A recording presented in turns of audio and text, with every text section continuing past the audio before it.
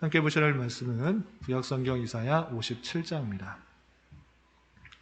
오늘 2월 18일 이사야 57장을 읽는 날인데 57장은 길게 되어 있어서 다 읽기는 시간이 제한되고 1절부터 13절까지만 봉독하겠습니다.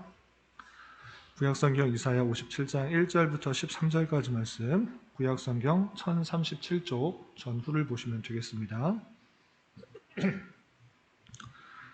1절부터 13절까지만 함께 봉독합니다.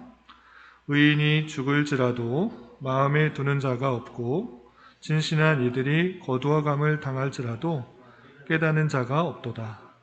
의인들은 악한 자들 앞에서 불리어 가도다. 그들은 평안에 들어갔나니 바른 길로 가는 자들은 그들의 침상에서 편히 쉬리라. 무당의 자식, 간음자와 음녀의 자식들아, 너희는 가까이 오라. 너희가 누구를 희롱하느냐?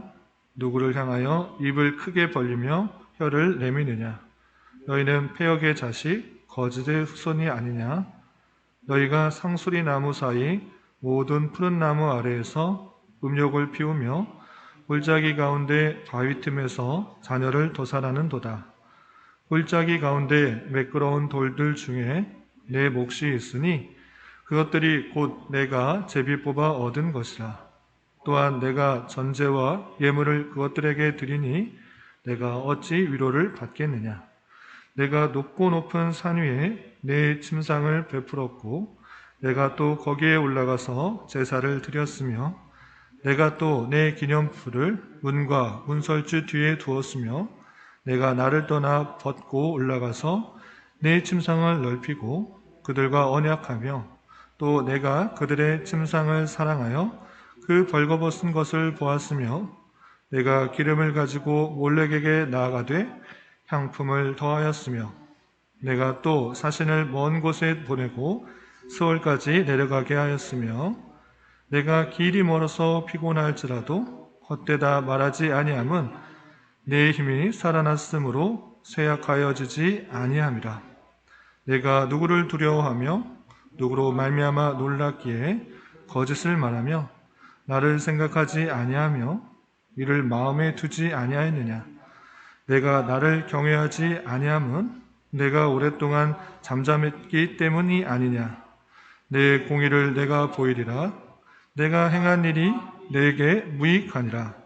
내가 부르짖을 때에 내가 모은 우상들에게 너를 구원하게 하라. 그것들은 다 바람에 날려가겠고 기온에 불려갈 것이로되 나를 의뢰하는 자는 땅을 차지하겠고 나의 거룩한 산을 기업으로 얻으리라. 아멘.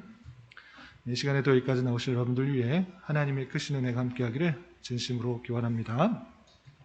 네, 오늘 말씀 읽기 본문은 이사야 57장입니다. 우리가 어제 말씀 읽기 본문이었던 이사야 56장에서는 하나님께 연합한 사람으로서 어떠한 감사가 있는지, 어떠한 특징들이 있는지, 또 어떠한 삶을 살아가야 되는지 대조적의 모습으로 살펴보았습니다. 하나님을 온전히 믿지 않고 따르지 않는 그런 이스라엘의 파술꾼들은 자신의 즐거움을 위해서 먹고 즐기고 또한 맹인같이 잠자기를 좋아하고 꿈꾸기를 좋아하고 누워있기를 좋아하는 그런 모습이지만 고자 같은 모습일지라도 또 이방인 같은 모습일지라도 주께 연합한 자로서 마땅히 하나님의 말씀들을 잘 순종하며 나아가야 될 것들을 56장에서 살펴보았습니다. 57장에서는 하나님께서 두 사람의 모습을 대조하면서 참된 평강이 어디에 있는가를 말씀하시면서 하나님의 부르심에 온전히 반응할 것들을 촉구하고 있는 것입니다. 먼저 57장 1절과 2절에 보면 의인이 죽었을 때 평강 가운데 들어간다라는 그런 표현이 있습니다. 우선 1절, 2절에 보면 의인이 죽을지라도 마음에 두는 자가 없고 진실한 이들이 거두어감을 당할지라도 깨닫는 자가 없도다. 의인들은 악한 자들 앞에서 불려가도다. 그들은 평안에 들어갔나니 바른 길로 가는 자들은 그들의 침상에서 편히 쉬리라 라고 되어 있습니다. 의인이 비록 죽을지라도 많은 사람들이 그 죽음에 대해서 잘 인식하지 못하고 깨닫지 못할지라도 그가 죽는 것, 의인이 되어서 하나님의 부르심에 합당하게 불림을 받아 죽을지라도 그 모습은 평안이 들어간 것이다. 그리고 그들의 침상에서 편하게 쉬는 것이다. 이렇게 표현하고 있는 것입니다. 반면에 57장 마지막 절에 보면 이런 표현이 있습니다. 57장 20절과 21절에 보면 그러나 악인은 평온함을 얻지 못하고 그 물이 진흙과 더러운 것 늘 솟구쳐내는 요동하는 바다와 같으니라. 21절 내 하나님의 말씀에 악인에는 평강이 없다 하셨느니라 라고 되어 있습니다. 그러니까 의인은 비록 죽을지라도 평강 가운데 평안함 가운데 죽게 되는 것이고 평안한 가운데 바른 길로 가게 되는 것이고 반면에 악인은 평온함을 얻지 못하고 요동하는 바다와 같이 그런 평강이 없는 모습 가운데 있게 될 것이다. 하나님 말씀에 악인에는 평강이 없다라고 표현하고 있습니다. 그러니까 의인은 죽을지라도 평강 가운데 있는 것이고 악인은 하나님을 온전히 의지하는 것이 없기 때문에 늘 요동하는 바다와 같이 솟구쳐내는 그런 바다와 같이 흔들리는 그런 모습 가운데 있다라고 표현하고 있습니다. 의인과 악인의 모습을 대조하면서 평강이 있는 모습, 그렇지 않은 모습을 대조하고 있는 것입니다. 그렇다면 의인은 평강 가운데 있는데 악인은 왜 이렇게 평강이 없는 것인가? 참 평강이 없는 것인가? 솟구쳐내는 그런 바다와 같이 흔들리는 요동하는 모습 가운데 있는 것인가? 그 모습을 살펴보면서 참된 평강을 얻기 위해서는 어떻게 해야 되는지 그 내용을 좀 살펴보도록 하겠습니다. 우선 3절부터 우리가 19절까지 그 내용들을 보면 악인의 모습들을 강조하면서 흔들려가는 그런 요동치는 바다의 모습과 같은 이스라엘 백성들의 모습들을 지적하면서 그런 모습들을 버리고 하나님을 온전히 의지하라 이렇게 촉구하고 있는 것입니다. 그럼 악인과 같은 모습, 평강이 없는 모습은 무엇입니까? 한마디로 요약을 하면 하나님을 의지하는 것이 아니라 하나님이 아닌 다른 하나님 자신이 만들어내는 여러 가지 우상들을 만들어 섬기는 모습들, 하나님을 의지하는 것이 아니라 다른 신들을 의지하는 그런 모습들이 있을 때 아무리 부르짖고 또 찾고 행해보아라, 그들을 의지해보아라, 그것들이 참 평강을 주는 것인가? 그런 것이 아니다 이렇게 표현하고 있는 것입니다.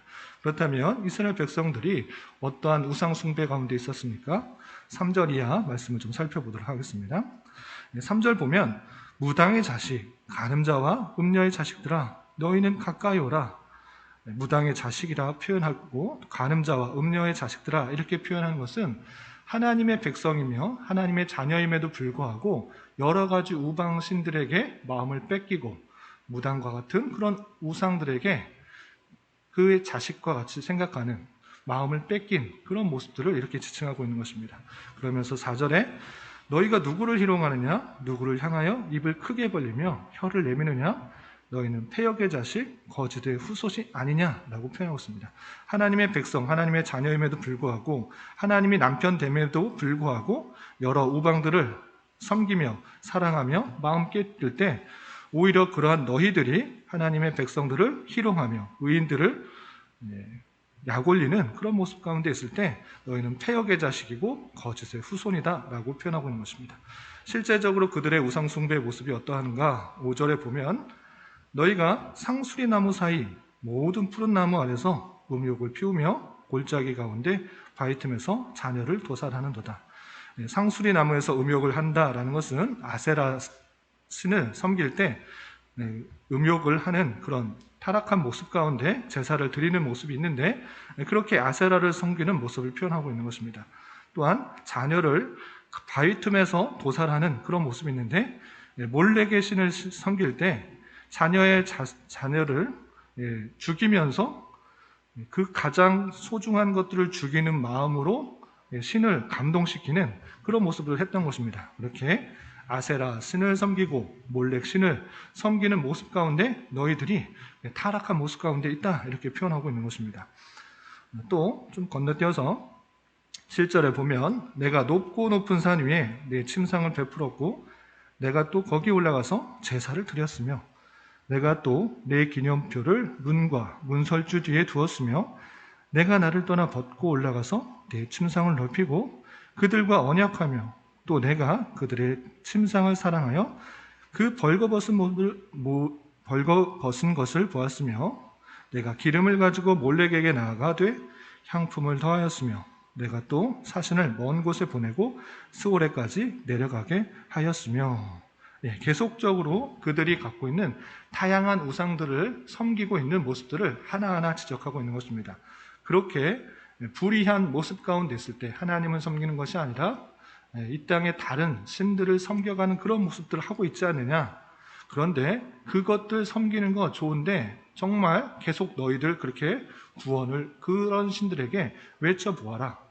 그래도 그것에 응답이 있는가 한번 해보이라 이렇게 표현한 것입니다. 그 표현이 13절에 이렇게 표현되어 있습니다. 13절 보면 내가 부르짖을 때 우상들에게 부르짖을 때 내가 모은 우상들에게 너를 구원하게 하라.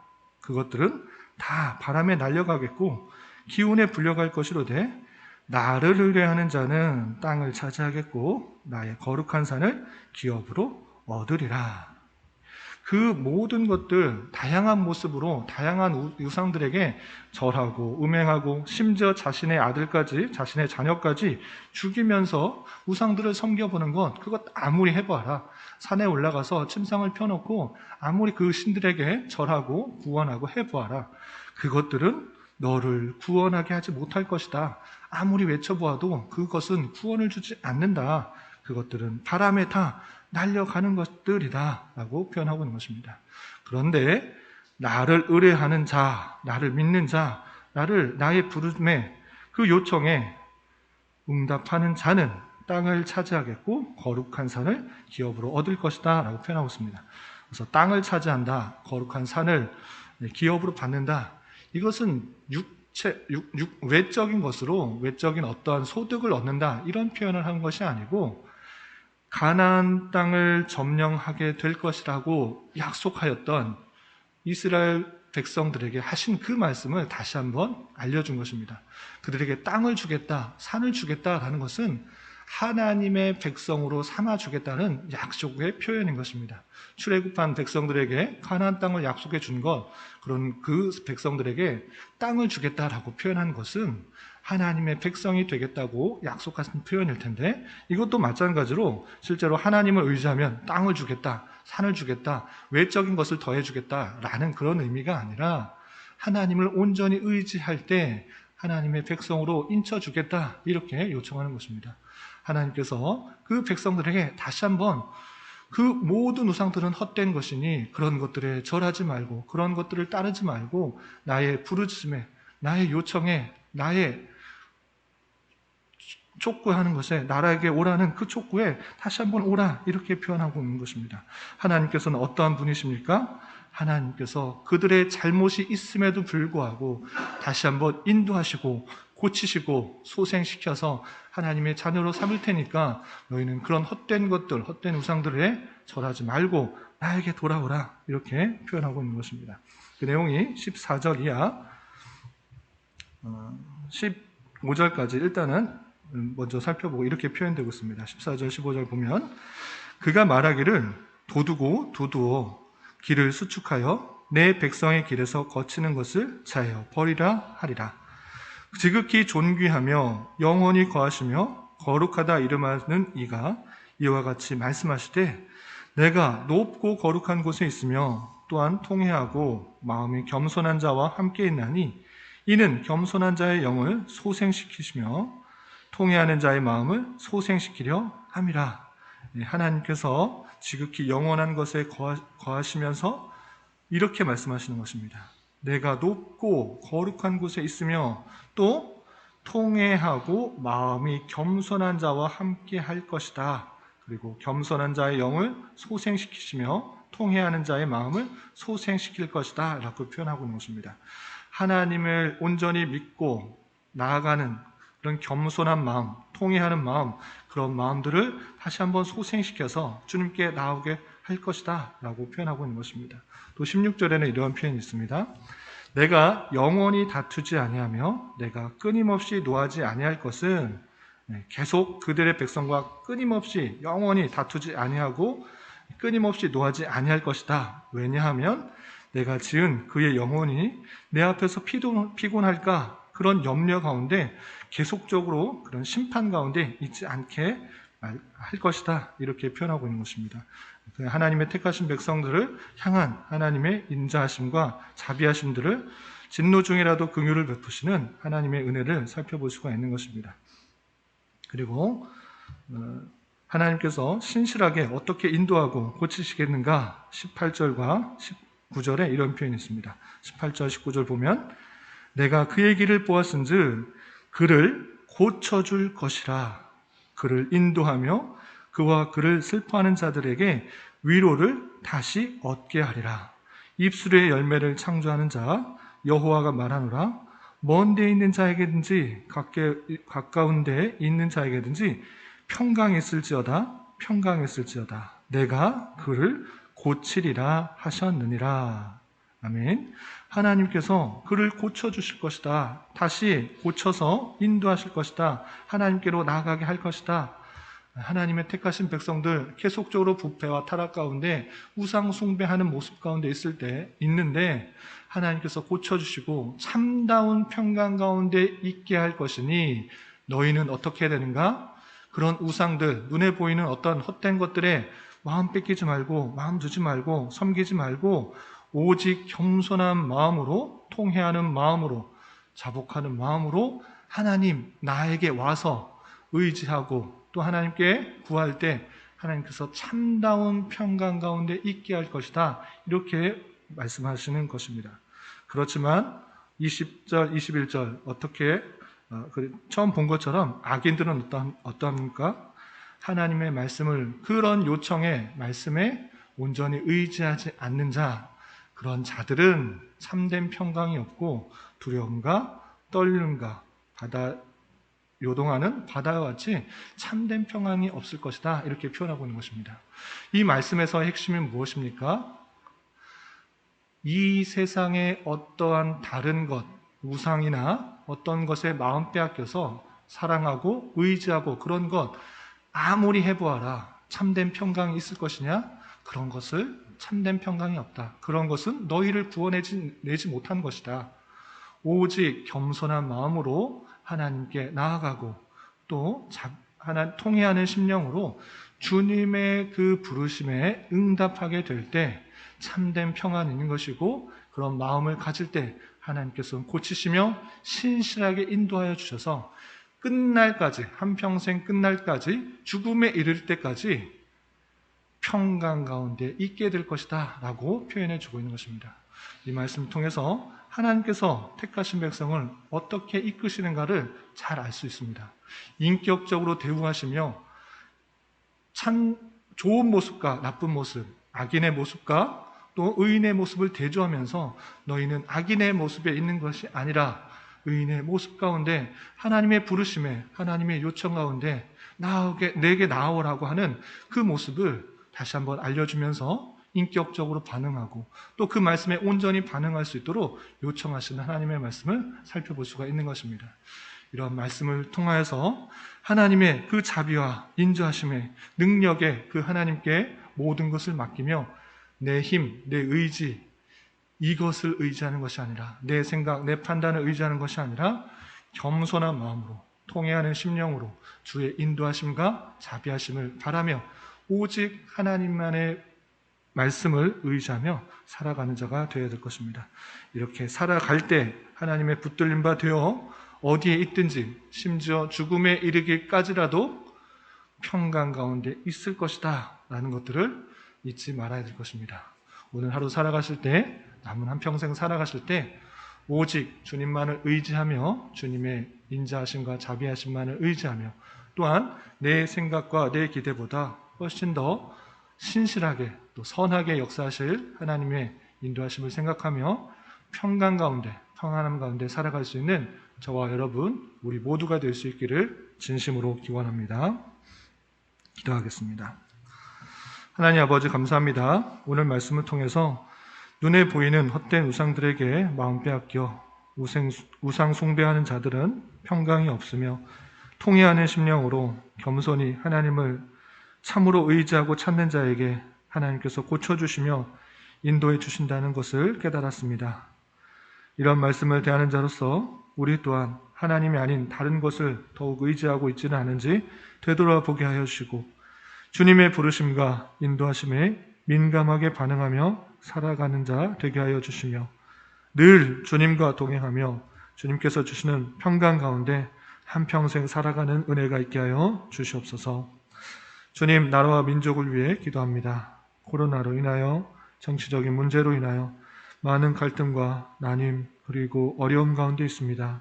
주님, 이 나라를 불쌍히 여겨주시고 이 어려운 시기를 통하여서 더욱더 하나님께서 원하시는 것을 찾게 하여 주시며 또한 그 뜻을 실천하며 살아갈 수 있는 저희들 되게 하여 주시옵소서.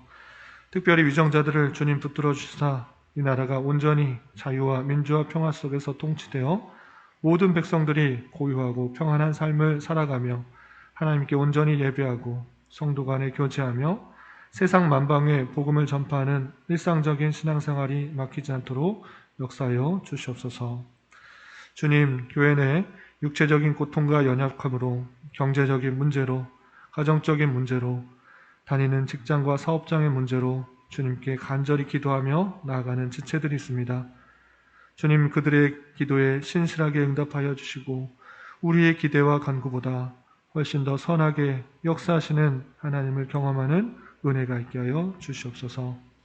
특별히 우리 교회에서 처음 신앙생활하는 심령들 주님 함께하여 주시고 진리의 말씀으로 생명과 힘과 능력과 위로를 얻을 수 있도록 하옵시며 우리 교회에 잘 정착하여 주님의 교회를 함께 잘 이루어 나갈 수 있도록 은혜를 베풀어 주시옵소서. 주님, 2월은 교회라는 주제로 한 달을 보내고 있습니다. 교회의 참된 의미와 사명, 목적들을 잘 깨닫게 하여 주시고 하나님께서 원하시는 교회로 날로 성장할 수 있도록 긍휼을 베풀어 주시옵소서.